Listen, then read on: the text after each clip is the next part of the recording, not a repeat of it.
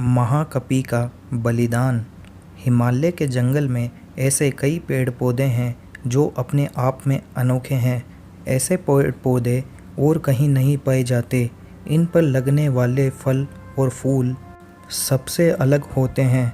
इन पर लगने वाले फल इतने मीठे और खुशबूदार होते हैं कि कोई भी इन्हें खाए बिना नहीं रह सकता। ऐसा ही एक पेड़ नदी के किनारे था जिस पर सारे बंदर अपने राजा के साथ रहा करते थे। बंदरों के राजा का नाम महाकपि था। महाकपि बहुत ही समझदार और ज्ञानवान था। महाकपि का आदेश था कि उस पेड़ पर कभी कोई फल न छोड़ा जाए। जैसे ही फल पकने को होता वैसे ही वानर उसे खा लेते थे। महाकपि का मानना था कि अगर कोई पका फल टूटकर नदी के रास्ते किसी मनुष्य तक पहुंचा तो ये उनके लिए बहुत हानिकारक हो सकता है। सभी वानर महाकपि की इस बात से सहमत थे और उनकी आज्ञा का पालन करते थे। लेकिन एक दिन एक पका फल नदी में जा गिरा जो पत्तियों के बीच में छुपा हुआ था। वह फल नदी में बहकर एक जगह पहुंच गया जहां एक राजा अपनी रानियों के साथ घूम रहा था। फल की खुशबू इतनी अच्छी थी कि आनंदित होकर रानियों ने अपनी आंखें बंद कर ली। राजा भी इस खुशबू पर मोहित हो गया। राजा ने अपने आसपास निहारा तो उसे नदी में बहता हुआ फल दिखाई दिया। राजा ने उसे उठाकर अपने सिपाहियों को दिया और कहा कि कोई इसे खाकर देखे कि यह फल कैसा है। एक सिपाही ने उस फल को खाया और कहा कि यह तो बहुत मीठा है। इसके बाद राजा ने भी उस फल को खाया और आनंदित हो उठा। उसने अपने सिपाहियों को उस पेड़ को खोज निकालने का आदेश दिया जहां से ये फल आया था। काफ़ी मेहनत के बाद राजा के सिपाहियों ने पेड़ को खोज निकाला।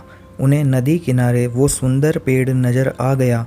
उस पर बहुत सारे वानर बैठे हुए थे। सिपाहियों को ये बात पसंद नहीं आई और उन्होंने वानरों को एक एक करके मारना शुरू कर दिया। वानरों को घायल देखकर महाकपि ने समझदारी से काम लिया। उसने एक बांस का डंडा पेड़ और पहाड़ी के बीच पुल की तरह लगा दिया।